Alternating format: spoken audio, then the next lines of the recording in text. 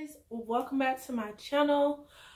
So, well, first of all, thank you guys for watching my last video. If you haven't seen it, it was me styling my protective style, but as you can see, it's been probably like a day or two later and my edges are just back to just being a mess, but I'm not too worried about it. I am thinking about doing a video on the upkeep of my scalp, so comment down below if you want to see that sort of video. So this video, I really just wanted to kind of give a little background on me, more so about my natural hair journey, like how long I've been natural, like all the information, so you can guys I'm sorry, so you guys are very familiar with how I started, what inspired me to go natural, and all that sort of thing. Especially since my hair is in a protective style, I do think it's, you know, kind of a great little video to make until I take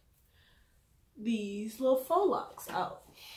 So I went natural in October of 2012. I don't keep up with the years and the anniversaries as much as I used to in the beginning.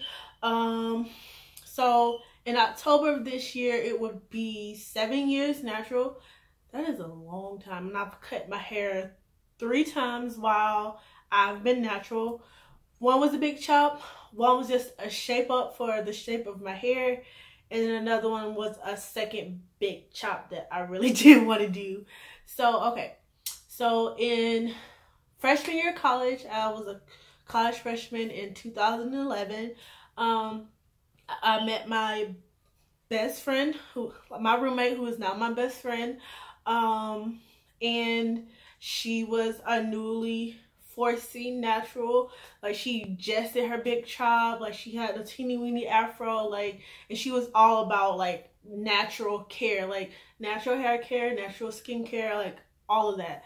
So at the time, I was relaxed, but I'll call it more so I was text-lax, because I always diluted my perms and I always used kitty perms because I didn't like my hair to be flat against my head because I thought it looked weird or whatever. So, you know, and then I got a perm like maybe once or twice a year because I would always have protective styles, where it was braids, twists, an updo. It was always put up. Sorry for about the honking. I don't know what's going on there. But it was always put away, and I rarely wore my hair out. So she was just like, oh, you should go natural because you don't. She was trying to get everybody in our little group to go natural. She was like, you should go natural. You don't even wear your hair out anyway, so it wouldn't really matter. And I was just like, no, like, I'm good. And everybody else was just like, no. Like, some people was like, oh, my hair is too thick to go natural. Like, all those little excuses that, you know, you get, like, now everybody's natural. So but anyway, so I didn't go natural. I wasn't feeling it. I wasn't with it because I was like, that's too much work. I don't even do my hair anyway, so nah, I'm good. So continuing on freshman year, me and her got closer. We started watching, you know, natural hair videos, and she started doing her hair more. It got longer, you know, and I was just like, hey, why not go natural? So about the end of freshman year, me and my other friend decided, hey, we're just gonna go natural. We're not gonna relax our hair anymore. Like, it's just, we're done. So I made that conscious decision. I was like, and my hair was already in a protective style, so I was like, oh well, you know, I'm not gonna just perm my hair. Just next time I take my hair out, you know, it's not getting a relaxer. I'm just going straight into another protective style. I decided to transition more so than do the big chop. Still to this day, I don't like cutting that much hair off. Like, I still cut my hair, but I don't like that much hair off, and I still feel like I don't look right with extremely short hair. So my thing was, I would transition and just cut off the relaxed ends gradually and just go from there.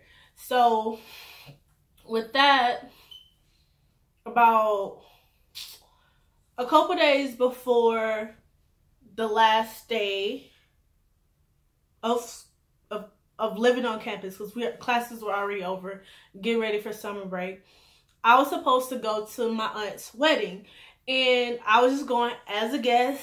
or anything, nothing like that. So I had this cute little sundress, you know, and I had these twists and these kinky twists that I had in for about, I'll give it 2 to 3 months. So there was quite a bit of new growth in the front, you know, it just needed to be touched up a little bit. So my aunt called me and she was like, well, one of my bridesmaids can't make it, so I want you to be in the wedding. And I was just like, okay, like, but what about my hair? Because I have my hair already done, but it's a really old, you know, style or whatever. And she saw it, she was like, no, you don't have to get a relax, you don't have to get a perm. Like, you need to perm your hair because I don't want your hair to be looking crazy while, you know, you're in my wedding. So I was just like, okay. So at that point, I put a relaxer in my hair, I permed my hair. First time ever by myself. I diluted it with conditioner and water like I normally do, regardless. Just to kind of like, you know, straighten out the parts that need to be straightened out. And I didn't keep it on that long. And at that point, my hair was pretty long. It was probably about like, maybe like right here. So about the length it is right now. And, you know, I relaxed it or whatever. My best friend was really mad when I told her what happened. But I was just like, it's whatever. Like, I'm still in, you know, the beginning stages of my natural hair. It's not that big of a deal. You know, I'm just starting over. It's fine. So after that, that was my absolute last relaxer. I started transitioning over the summer as well as into the next semester.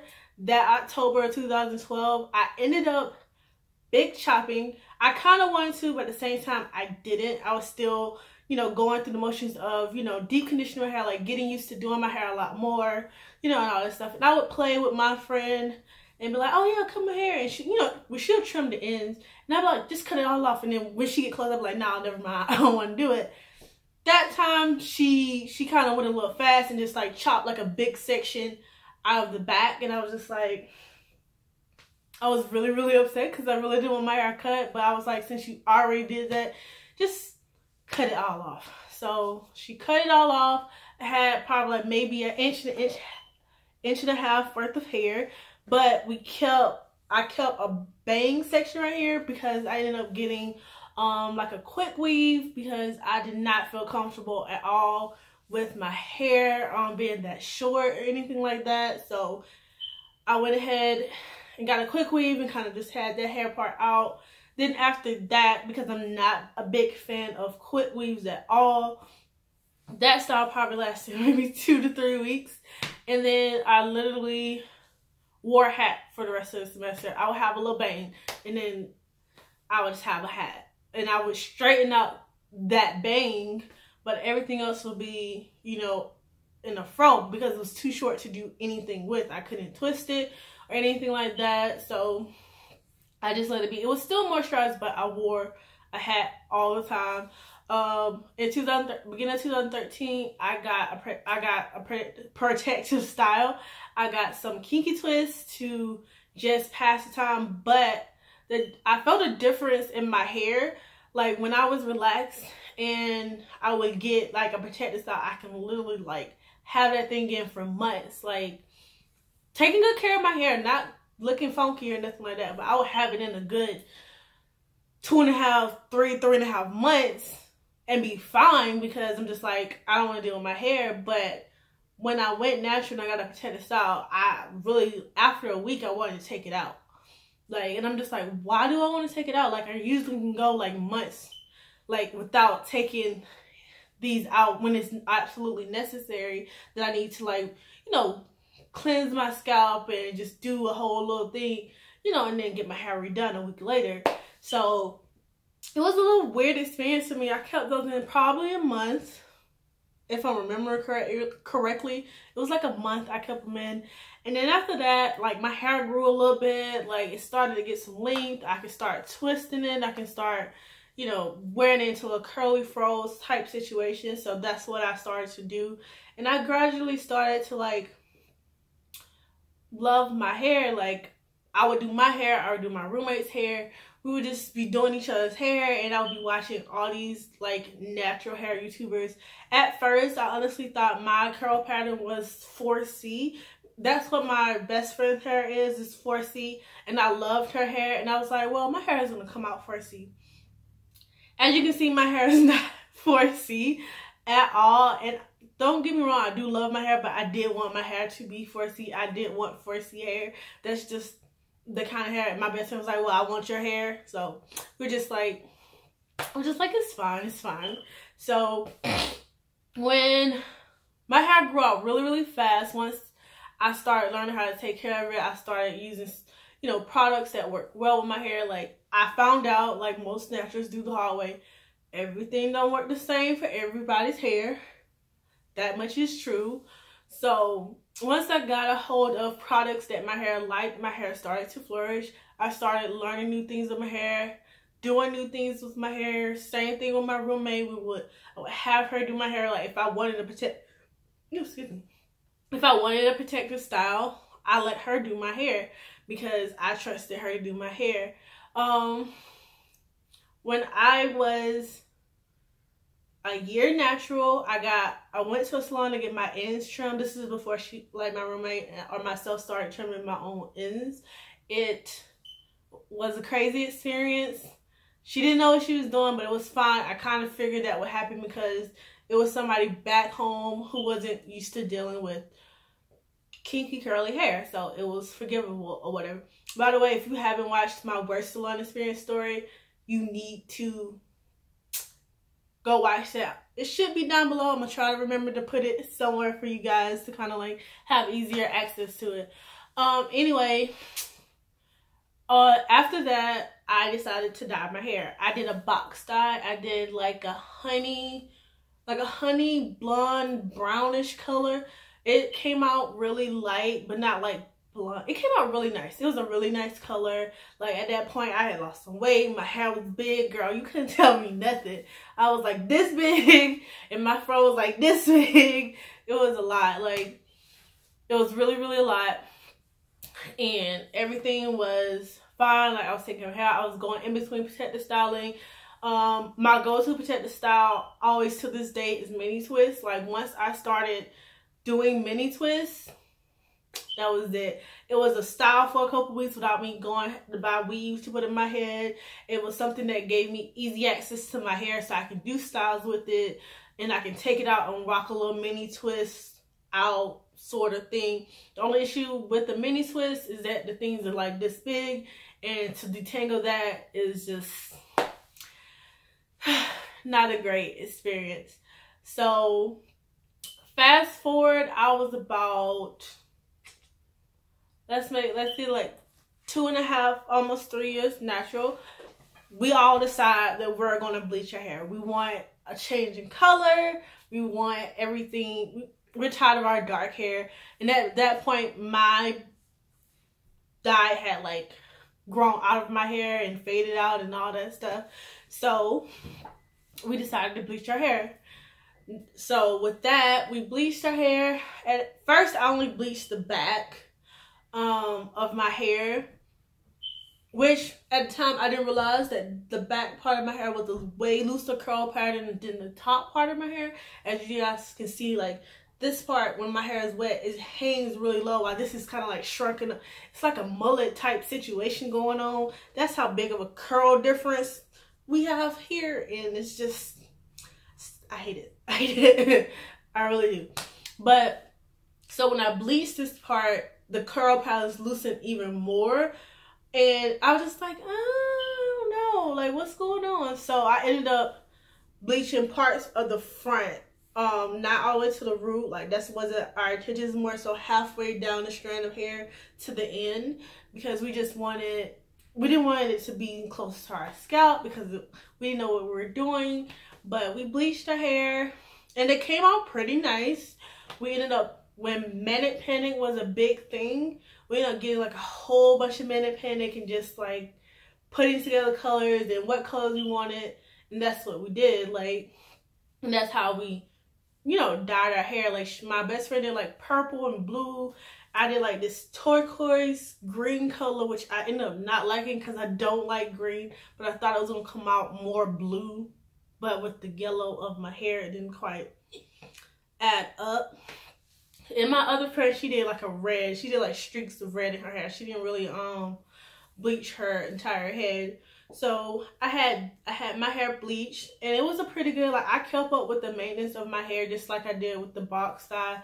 I deep conditioned every week or twice a week depending on how my classes went and everything. And you know, it was pretty good. So when those colors fade up, we'll just change up our colors because, you know, our hair is already bleached and the dye was temporary, so we could change up our colors like a lot without continuously damaging our hair. And try to think, I did trim my hair. I went in between protective styles a lot. Pretty much fast forward to 2016 is when I did my second big chop. So at that point, it had been about a year and a half since I bleached my hair. I still had color in my hair at that point. It had grown out quite a bit. I still had, well, wait, I skipped something. So after a year of having that bleach in my head, I ended up dyeing my hair back black. Can't believe I forgot it. I ended up dyeing my hair back black, and then a month after that, I was like, I want my color back. And then I tried to bleach my hair again, and it didn't come out right. It came out like blonde at the roots, like, and then it kind of like went ombre into darker ends because I had that box dye on top, and you know, black holds a lot better than that. And it was kind of weird, but it was cute. And then I ended up putting Manic Panic red on top of that. I ended up doing pink, blue, and purple like throughout my head. It was cute for a time, and then once that faded out, I just did red because my friend just had red lying around, and I was just like, I'm just gonna do my hair red. So I just kept it red after that. I would touch up the color every now and then, but if it faded out, I didn't really worry about it. And then when I moved, it was a little bit harder to do, you know, because me and my best friend share hair products, because when you are a broke college student, sometimes y'all gotta like pool together for hair products and stuff like that. So we had to split our hair products. So then I had to start buying my own. And then I was like going to grad school, and then I was working 2 jobs and trying to find an apartment.